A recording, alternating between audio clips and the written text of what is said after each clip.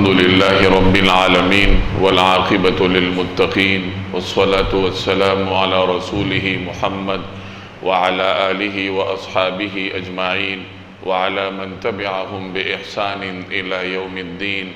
أما بعد فأعوذ بالله من الشيطان الرجيم. بسم الله الرحمن الرحيم. وعد الله الذين آمنوا منكم وعملوا الصالحات ليستخلفنهم في الأرض كما استخلف الذين من قبلهم وليمكنن لهم دينهم الذي ارتضى لهم وليبدلنهم من بعد خوفهم أمنا يعبدونني لا يشركون بي شيئا ومن كفر بعد ذلك فأولئك هم الفاسقون. صدق اللہ العظیم. بزرگان محترم اور میرے عزیز دوستوں اور بھائیوں، آج 11 اگست 2023 ہے اور اہل پاکستان اپنی 76ویں جشن آزادی کی تقریبات منا رہے ہیں.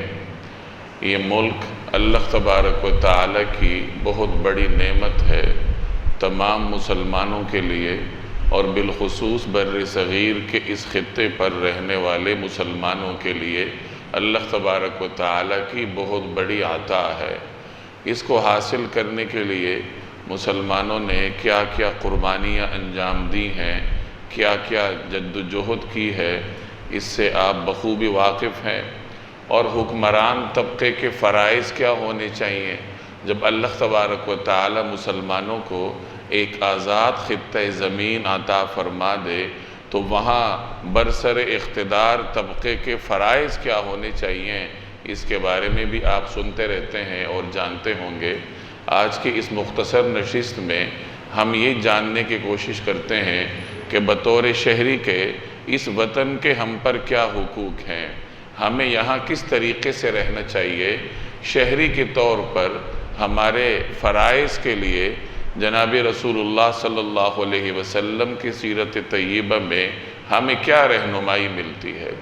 نبی کریم صلی اللہ علیہ وسلم کو اللہ تبارک و تعالی نے جامعیت اور کاملیت کی صفت سے نوازا ہے. آپ علیہ السلام کی سیرت طیبہ میں ہر طبقہ فکر اور ہر طبقہ عمل کے لیے رہنمائی ملتی ہے. بطور شہری کے اگر ہمیں نبی کریم صلی اللہ علیہ وسلم کی سیرت طیبہ سے رہنمائی لینی ہو تو ہمیں مکی سیرت کا مطالعہ کرنا چاہیے، اور اگر برسر اقتدار طبقے نے سیرت طیبہ سے رہنمائی لینی ہو تو انہیں مدنی سیرت کا مطالعہ کرنا چاہیے. نبی کریم صلی اللہ علیہ وسلم کی سیرت کے یہ دو بڑے حصے ہیں. مکہ مکرمہ میں آپ صلی اللہ علیہ وسلم نے شہری سماج کے ایک قابل احترام فرد کی حیثیت سے زندگی گزاری ہے، اور مدینہ طیبہ میں آپ صلی اللہ علیہ وسلم نے ریاست کے سربراہ کی حیثیت سے زندگی گزاری ہے. تو گویا جو شخص جس طبقے سے تعلق رکھتا ہے وہ سیرت طیبہ کے اسی باب سے اپنے لیے رہنمائی حاصل کر سکتا ہے. رسول اللہ صلی اللہ علیہ وسلم نے اپنی حیات طیبہ کے 53 سال مکہ مکرمہ میں گزارے ہیں. 40 سال نبوت سے پہلے اور 13 سال نبوت کے بعد آپ صلی اللہ علیہ وسلم مکہ مکرمہ میں تشریف فرما تھے. اور اس قیام کے دوران مکہ مکرمہ میں آپ صلی اللہ علیہ وسلم کی شہرت یتیموں کے سرپرست کسی تھی، بے کسوں کے والی کسی تھی، غریب اور کمزور طبقات کے نگران کی حیثیت سے آپ صلی اللہ علیہ وسلم کو مکہ مکرمہ میں جانا جاتا تھا. اگر کوئی شخص باہر سے مکہ میں آتا اور مکہ میں اس نے کوئی کاروبار کرنا ہوتا، مکہ کے لوگوں کے ساتھ لین دین کرنا ہوتا، تو اس لین دین میں آسانی کے لیے وہ جناب رسول اللہ صلی اللہ علیہ وسلم کا تعاون حاصل کرتا تھا. گویا کہ آپ صلی اللہ علیہ وسلم کی سیرت طیبہ کا یہ حصہ ہمیں یہ تلقین کرتا ہے کہ ایک عام شہری کی حیثیت سے اگر کسی ریاست میں زندگی گزارنی ہو تو آپ کا بنیادی فرض یہ ہوگا کہ وہاں کے کمزور طبقات کی مدد کریں، اپنی وسعت کے مطابق بیواؤں کی خدمت کریں، یتیموں کی مدد کریں.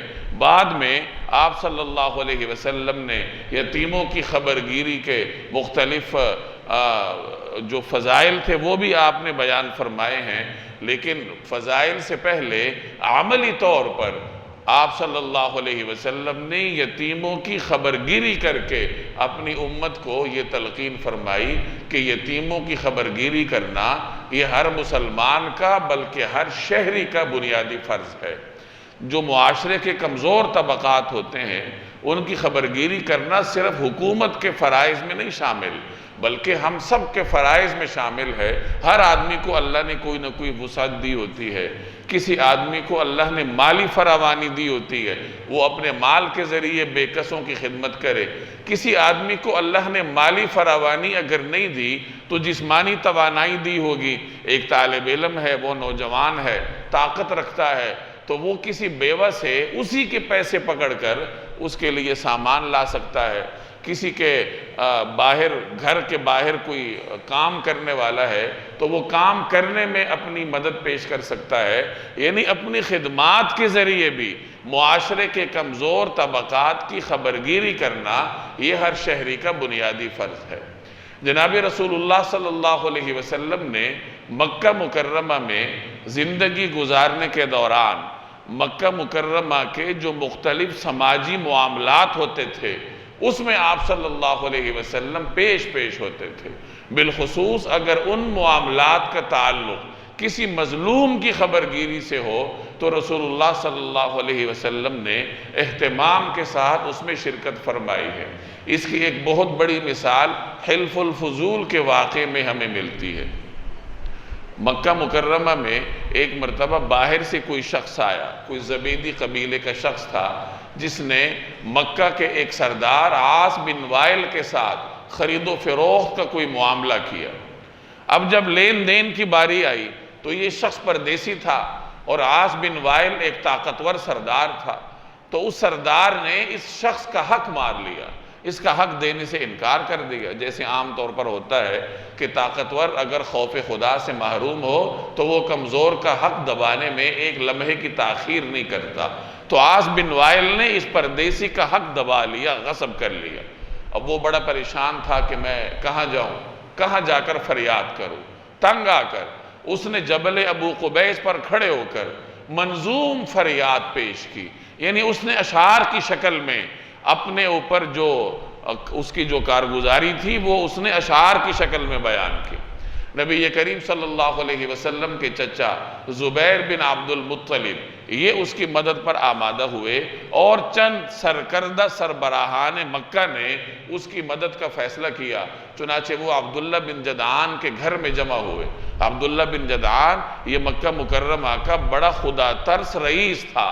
کہا جاتا ہے کہ اس کے گھر کے باہر ایک بہت بڑا پیالہ تعمیر کیا گیا تھا جس میں ہر وقت کھانے پینے کی کوئی چیز ہوتی تھی، اور اس کی سخاوت سے مکہ کے کمزور طبقات فیضیاب ہوتے تھے۔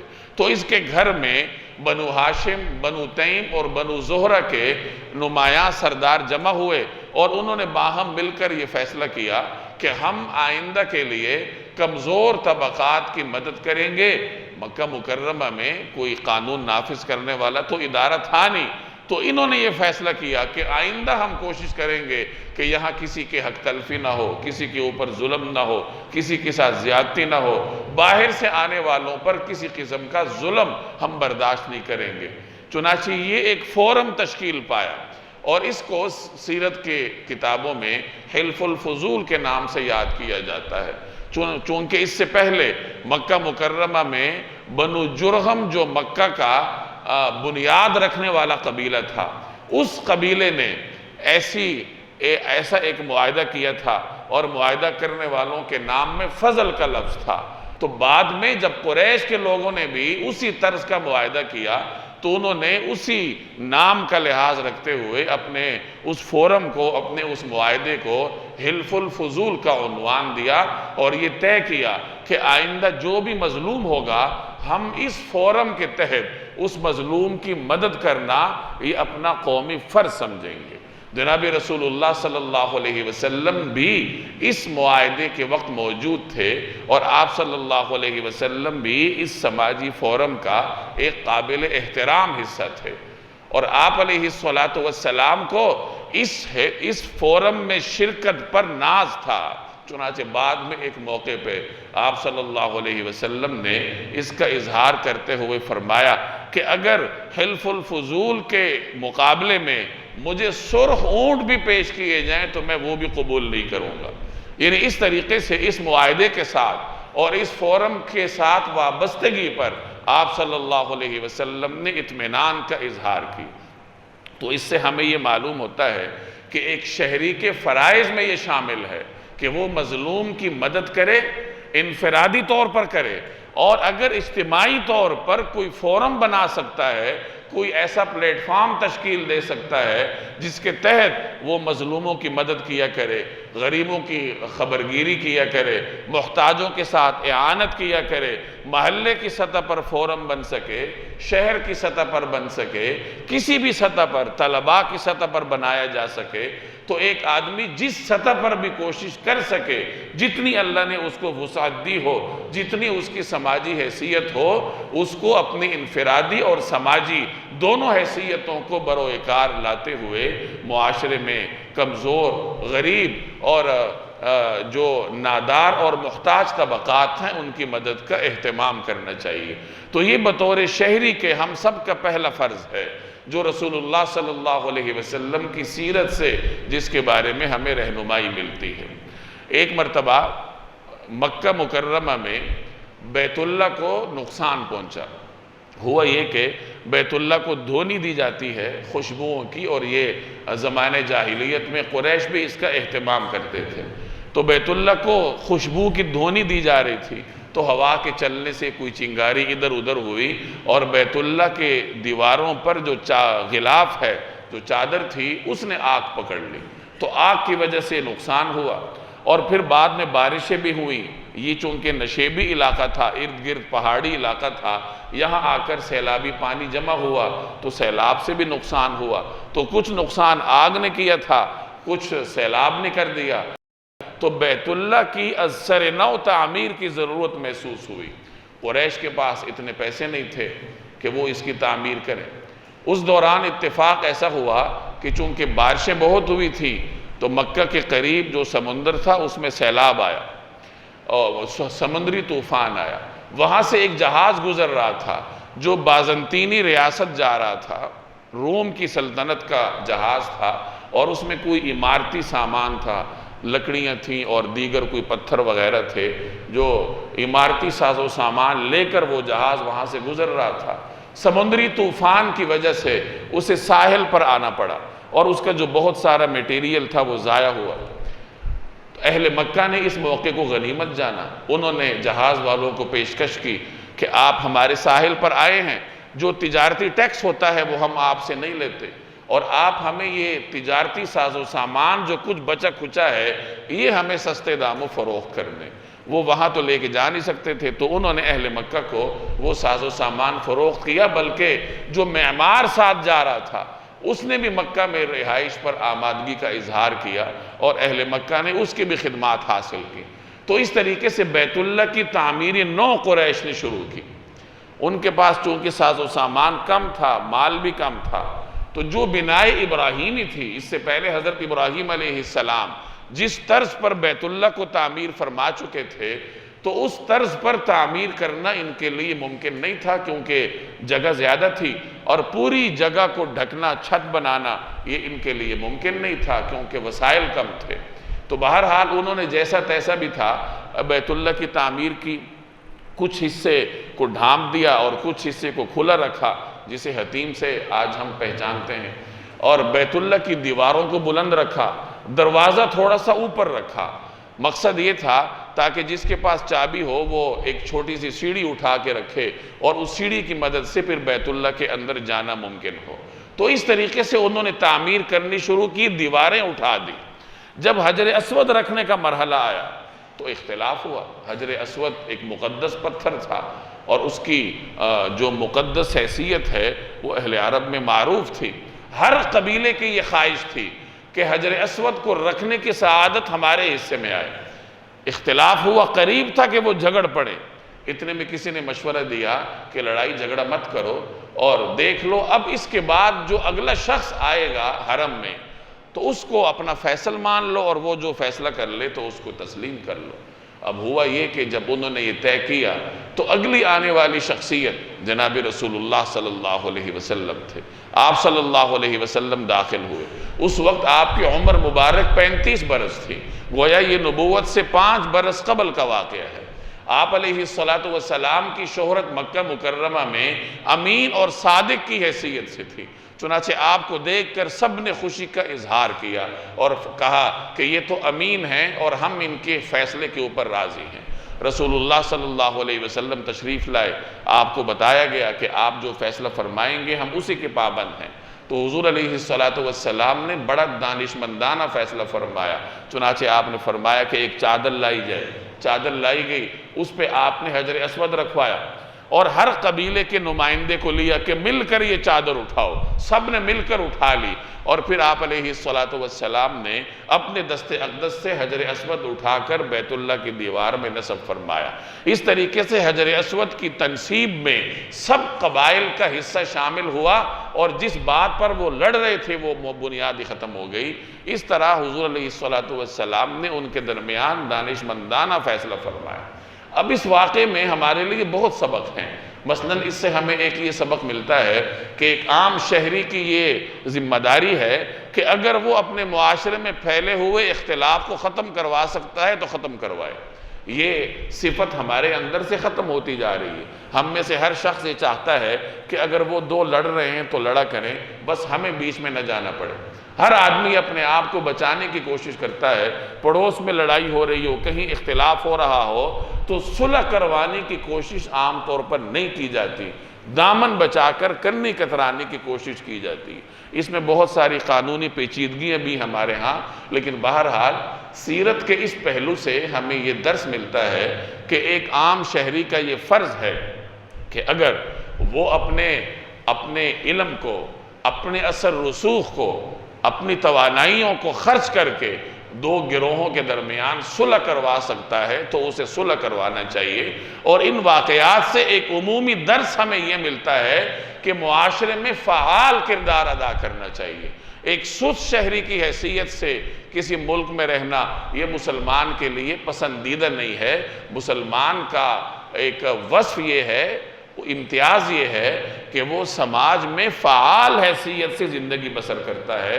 جب کوئی شخص لوگوں کے کام آئے گا، بے کسوں کا بوجھ اٹھائے گا، محتاجوں کی اعانت کرے گا، غریبوں کی خبرگیری کرے گا، لڑائی کرنے والوں کے درمیان صلح کروانے کی کوششیں کرے گا، تو ظاہر ہے کہ وہ معاشرے میں اپنا فعال کردار ادا کر رہا ہوگا۔ اور حضور علیہ السلام کی سیرت سے ہمیں یہی درس ملتا ہے۔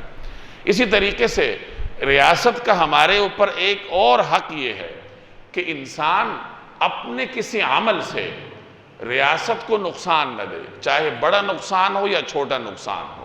مثلا ایک چھوٹا سا نقصان جو ہم میں سے ہر شخص سماج کو دیتا ہے وہ آلودگی پھیلانا ہے۔ ہم میں سے ہر آدمی آلودگی بڑھانے میں مفید ثابت ہوتا ہے، کم کرنے میں مفید ثابت نہیں ہوتا۔ لوگ صفائیاں کرتے ہیں اور کوڑا کرکٹ اٹھا کر گھر کے باہر پھینک دیتے ہیں، صحن کو دھویا جاتا ہے اور پانی سارا باہر گلی میں آ جاتا ہے۔ گلی سے گزرتے ہوئے اگر کوئی چیز کھائی جائے گی تو جو اضافی چیز ہوگی وہ اٹھا کر پھینک دی جائے گی۔ گویا کہ صفائی کا انتظام نہ کرنا اور اپنی ذات سے آلودگی پھیلانے میں کام لینا، یہ عمومی طور پر ہم سب کا طرز عمل ہے۔ نبی کریم صلی اللہ علیہ وسلم کی تعلیمات اس باب میں کچھ اور ہیں۔ صفائی ستھرائی کی اہمیت سے آپ واقف ہیں۔ آپ علیہ السلام پر جو دوسری وحی نازل ہوئی اس میں حضور علیہ السلام کو خطاب کر کے مسلمانوں کو صفائی کا درس دیا گیا۔ یا ایھا المدثر قم فانذر وربک فکبر وثیابک فطہر۔ یہ بالکل ابتدائی زمانے میں دوسری نازل ہونے والی وحی ہے۔ پہلے نمبر پر سورہ علق کی ابتدائی 5 آیات نازل ہوئی اور دوسرے نمبر پر سورہ مدثر کی یہ ابتدائی آیات نازل ہوئی جس میں یہ تلقین کی گئی وثیابک فطہر، اپنے کپڑوں کو پاک صاف رکھیے۔ ان اللہ یحب التوابین ویحب المتطہرین، قرآن کریم کا اعلان ہے۔ اللہ تبارک و تعالیٰ پسند کرتا ہے توبہ کرنے والوں کو اور صفائی ستھرائی کرنے والوں کو۔ نبی کریم صلی اللہ علیہ وسلم نے راستے سے تکلیف دہ چیز اٹھانے کو صدقہ قرار دیا۔ حضرت ابو ذر نے ایک مرتبہ پوچھا کہ مجھے کوئی ایسا عمل بتلائیے جو مجھے نفع دے، تو آپ نے فرمایا کہ مسلمانوں کے راستے سے تکلیف دہ چیز اٹھا لیا کرو۔ حضرت ابو ہریرہ کی روایت ہے کہ ایک شخص کی مغفرت ہی اس وجہ سے کر دی گئی کہ اس نے راستے سے جھاڑی اٹھائی تھی۔ گویا کہ راستے سے تکلیف دہ چیز ہٹانا یہ اللہ تبارک و تعالیٰ کہ ہاں باعث مغفرت ہے، اللہ اس کی وجہ سے لوگوں کی مغفرت فرما دیتا ہے۔ ایک روایت کا مفہوم ہے کہ ملعون ہے وہ شخص جو کہ راستے میں یا کسی سایہ دار درخت کے نیچے قضائے حاجت کرے۔ گویا کہ راستوں کو آلودہ کرنا، لوگوں کے گزرنے کے لیے راستے کو ناقابل استعمال بنانا، یہ ایک ملعون فعل ہے جس کے اوپر لعنت کی گئی ہے۔ آپ علیہ السلام نے صحابہ سے مخاطب ہو کے ارشاد فرمایا کہ اپنے گھروں کے باہر کے حصے کو صاف رکھا کرو، یہود کی مشابہت نہ کرو۔ اس زمانے میں یہودیوں کا یہ معمول ہوگا کہ وہ گھر کے باہر کچرا وغیرہ جمع کرتے تھے، تو رسول اللہ صلی اللہ علیہ وسلم نے صحابہ کرام کو منع فرمایا اور فرمایا کہ یہود کی مشابہت نہ کرو، اپنے گھروں کے بیرونی حصے کو صاف رکھا کرو۔ اور اس میں ایک بڑی مصلحت یہ بھی ہوتی ہے کہ جب گھر کے بیرونی حصے کو صاف رکھا جاتا ہے تو پڑوسیوں کو سہولت ہوتی ہے۔ ایک روایت میں آپ نے فرمایا واللہ لا یؤمن، واللہ لا یؤمن، واللہ لا یؤمن، 3 دفعہ فرمایا کہ اللہ کی قسم وہ شخص مومن نہیں ہے۔ کون مومن نہیں ہے؟ الذی لا یأمن جارہ بوائقہ، وہ شخص جس کے شر سے اس کا پڑوسی محفوظ نہیں ہے۔ اب یہ ایک شر ہی ہے پڑوسی کے لیے کہ اگر کوئی شخص اپنے گھر کے باہر گندگی اٹھا کر جمع کرے اور پڑوسی کو اس کی وجہ سے اذیت ہو، راہگیر کو اس کی وجہ سے اذیت ہو اور عام گزرنے والوں کو اس کام کی وجہ سے اذیت ہو، تو بہرحال یہ ایک عام شہری کے وہ فرائض ہیں جو جناب رسول اللہ صلی اللہ علیہ وسلم کی سیرت طیبہ سے ہمیں معلوم ہوتے ہیں۔ تو آج جہاں لوگ خوشی منا رہے ہیں، آزادی کا جشن منا رہے ہیں اور حکمران طبقے کے فرائض کو عموماً زیر بحث لایا جاتا ہے کہ اللہ تعالیٰ جب آزاد خطہ زمین دے تو وہاں برسر اقتدار طبقے کے فرائض کیا ہوتے ہیں، تو وہاں ہمیں یہ بھی دیکھنا چاہیے کہ ہمارے فرائض کیا ہیں۔ اللہ تبارک و تعالیٰ نے جب اتنا بڑا فضل ہمارے اوپر کیا ہے کہ ہمیں آزاد خطہ زمین عطا فرمایا ہے اور بے تحاشا قربانیوں کے بعد یہ نصیب ہوا ہے، تو اس ملک کی ترقی کے لیے ہمیں کیا کرنا چاہیے؟ نبی کریم صلی اللہ علیہ وسلم نے ریاست مدینہ کے ترقی کے وقت، جس وقت آپ نے ریاست مدینہ تشکیل دی، مسلمانوں کے ایک الگ ریاست عمل میں آئی اور اس وقت وہ ریاست معیشت کے لیے کچھ پریشانی کا شکار تھی، مسلمانوں کا اپنا بازار نہیں تھا، جو بازار تھا مدینہ طیبہ میں اس پر یہود قابض تھے، تو آپ صلی اللہ علیہ وسلم نے مسجد نبوی کے قریب مسلمانوں کے اپنا بازار قائم کرنے کا حکم دیا اور اس بازار کو آباد کرنے کے لیے مسلمانوں کو ہدایات دی۔ اس میں آپ نے یہ بھی ارشاد فرمایا کہ الجالب الی سوقنا کالمجاہد فی سبیل اللہ، کہ ہمارے اس بازار کی طرف جو اپنا سامان لے کر آئے گا، یہاں کی معاشی سرگرمیوں میں حصہ لے گا، تو وہ گویا کہ اللہ تبارک و تعالیٰ کے راستے میں جہاد کرنے والے کی طرح ہے۔ اسی طرح آپ نے یہ بھی فرمایا کہ جو شخص یہاں تجارت میں ہیرا پھیری کرے گا تو وہ گویا کہ دین کے معاملے میں ہیرا پھیری کرنے والا شمار ہوگا۔ یعنی جس زمانے میں وہ مبارک ریاست معاشی طور پر ترقی کا سفر طے کر رہی تھی، تو اس وقت آپ صلی اللہ علیہ وسلم نے صحابہ کرام کو یہ ہدایات دی۔ تو اس تناظر میں ہم بھی یہ کہہ سکتے ہیں کہ آج جب یہ وطن عزیز معاشی طور پر مشکلات کا شکار ہے تو جو بڑا سرمایہ دار طبقہ ہے اس کا یہ بنیادی فرض ہے، اس وطن کا اس کے اوپر حق ہے کہ وہ اپنا سرمایہ اٹھا کر باہر نہ لے کر جائے بلکہ یہیں پر سرمایہ کاری کرے تاکہ اس کی سرمایہ کاری کے نتیجے میں لوگوں کو ملازمتیں ملے، لوگوں کے لیے روزگار کا سبب بنے اور مجموعی طور پر اس ملک کی معیشت کو میں اضافہ کرنے کا وہ سبب بنے۔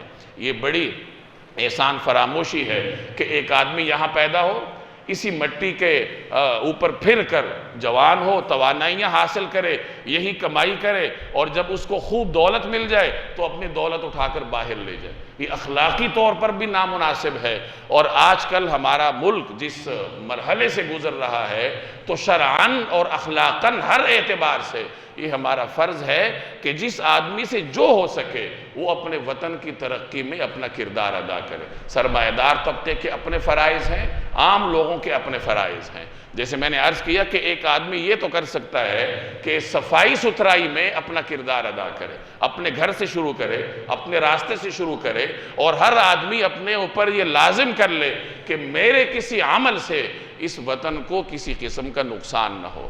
اگر اس طریقے سے ہم ان آج کل کی جشن آزادی کی تقریبات کو منائیں اور اپنے لیے یہ کچھ اہداف مقرر کریں کہ آئندہ سال اس وطن کی ترقی میں ہم اپنا یہ کردار ادا کریں گے، تب جا کر یہ وطن ترقی کے راستے پر گامزن ہوگا۔ اللہ تبارک و تعالی عمل کرنے کی توفیق عطا فرمائے۔ وما علینا الا البلاغ۔